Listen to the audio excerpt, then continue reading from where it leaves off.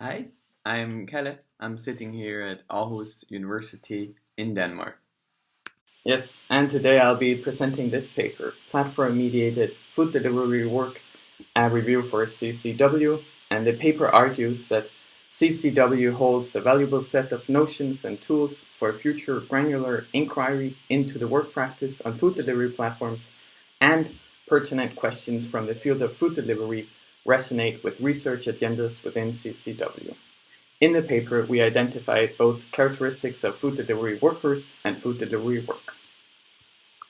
So today I'll take you through the paper and end by touching on some of the discussion that the paper engages with. Alright, so the popularity of platform-mediated restaurant-to-door food delivery has risen rapidly across continents in recent years, a trend that was further accelerated by the COVID-19 pandemic. The work practice has received intense regulatory and legislative attention as part of the more general interest in the changing employment relationship and conditions of the gig economy. Researchers have engaged with the practice as well, but not within CSCW, where the practice has been largely overlooked. So for the review, what we did was we surveyed the databases of Web of Science, ACM Digital Library, ProQuest, and Science Direct with the query that you see here. We took notions from a previous review of the sharing economy by Sutherland and Jarahi and combined them with the phrase of food delivery. And this search returned 280 results in June of 2021. Since CSCW is a venue that is primarily interested in work practice, our goal was to look at papers that had done some empirical data gathering.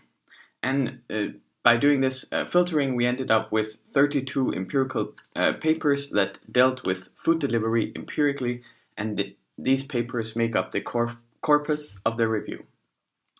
Given the filtering choices I just explained, it should be clear that the corpus is not intended to be an exhaustive list or directory of all food delivery papers, but instead it's an approximate snapshot of empirical research on the dynamic and fast-moving topic of platform-mediated food delivery. After this filtering, I read the papers in full and began to identify characteristics of both the studies, food delivery workers, the work practice, as well as some location-based variations. You can read more about the methodology in the paper. So, the characteristics that we identify about food delivery workers was that the workers are often young, they are male, and they are of migrant background. And to our knowledge, there's no global descriptive statistics about food delivery workers, but several studies point to these characteristics. And in particular, we find the gender aspect interesting, as many studies report more than 90% of their participants, or even all in some studies, are male, yet the only paper that actually engages with gender more in detail is by Milkman and colleagues, and they actually argue that the practice is more appealing to women. And in general, we find these characteristics to be resonant both with current CSCW themes and papers of wage theft and exploitation, such as the paper by Dombrovskis and colleagues, as well as more historical discussions of invisible work that are recurring within the CSCW literature. And as for characteristics of the work practice, we point to four: real-time algorithmic management, paper delivery, a form of flexible scheduling, and what we call network solitude. In other words, the workers primarily interact with an app while they work. They get remunerated on a piece rate basis. The platforms employ different kinds of flexible scheduling, and while the work is undertaken alone, the workers engage in numerous networking activities. Each of these characteristics we connect throughout the paper to CSCW work and show how the notions and understandings employed by CSCW is resonant with these characteristics. However, there are also quite a few location-based variations, and some of them we list both in the paper and here. The differences in terms of law and government, the presence of other platforms, the modes of transport, and the number of hours work.